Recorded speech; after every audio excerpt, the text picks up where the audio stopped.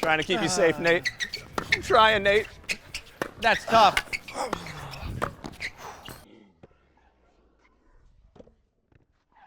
Today we got a double tip for you guys. If you are struggling at the net, you're letting balls float by you that you should be poaching, maybe you feel defenseless, or maybe you love the net and you just feel like you're still not as active as you want to be, this tip is for you. Working with the Bryan brothers throughout the course of the last year, we learned a lot of valuable things from them, and this is actually something that we witnessed them doing and later questioned, and it made a lot of sense.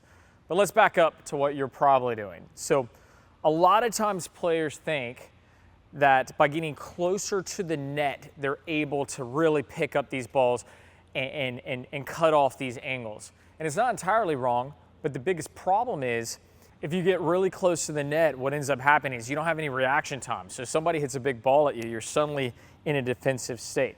Now, with this being said, the closer you play, the more likely you shank the ball over for a winner, fine. But you don't want to be in this position where you're fearing for your life.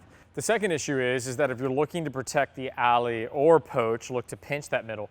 Because you're so close, you're going to move laterally. There's no room to go anywhere forward, so you end up going lateral. This puts the racket behind you, and it's not nearly as authoritative of a volley as it could be. It's absolutely what we don't want to be doing.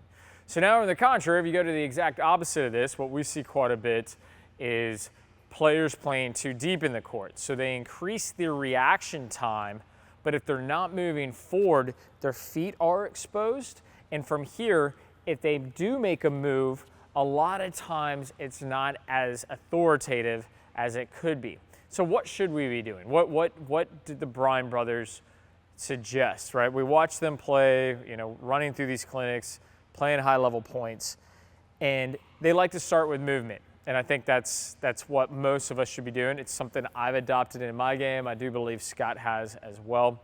But a lot of times you would see them with their hands apart, right? Like their hands are apart from here, they're staying nice and loose. And as they're looking to make the play, so let's say if I was Mike and Bob is serving, they're starting diagonally with their feet. The reason being is this is how you would start if you were getting ready to run.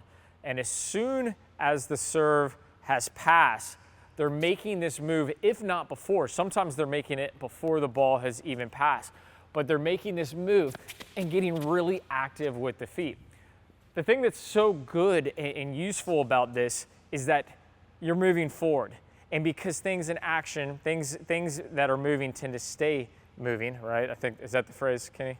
Things in motion, that too. Things in motion stay in motion.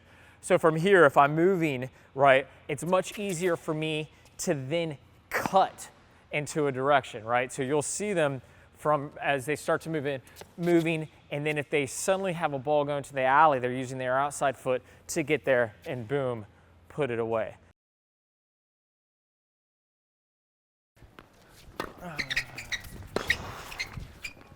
Trying to keep you safe, Nate. I'm trying, Nate.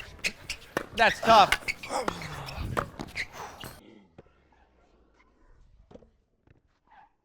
Also, let's face it, it's also way more threatening than being a statue, right?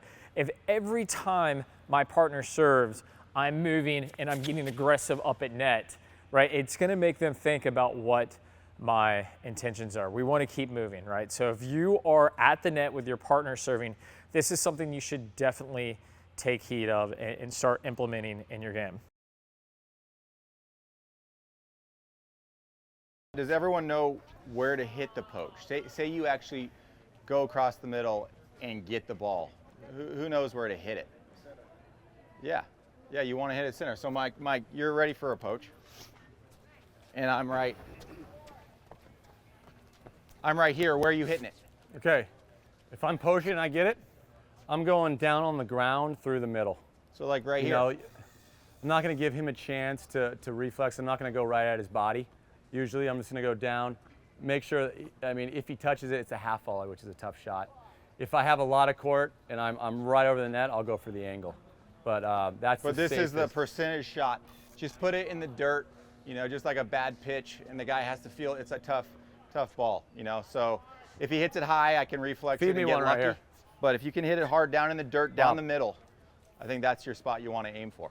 Right here. You want me to go over yeah, here again? let's see what you can do on this. Okay, okay. See what you can do on this. Here we go. I got you. Nate's got you. What are you gonna do on Yeah, that? there's nothing I can do. Nothing, I right? can do. Let me try that again. I'm in trouble. Okay. Tough feed though.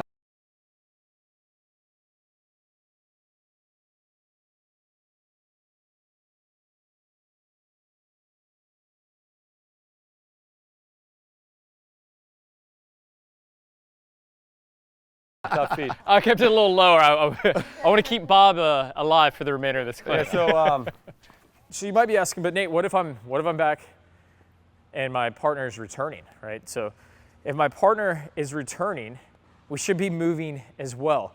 I want to play behind the service line, pinched in towards the center line to protect the middle.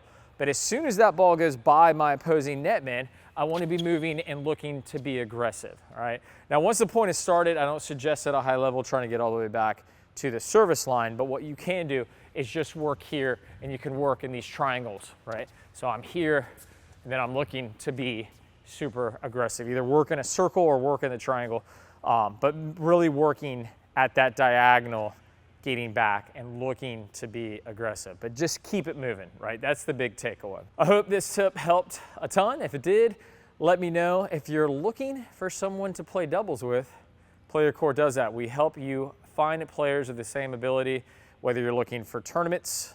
Nope, that's not true. I just lied to you. If you're looking for the bracket challenge or you're looking for practice matches, we'll help you out. And if you need gear, guess what? We just opened up our own little marketplace, so be sure to check that out too. I'll see you guys next time.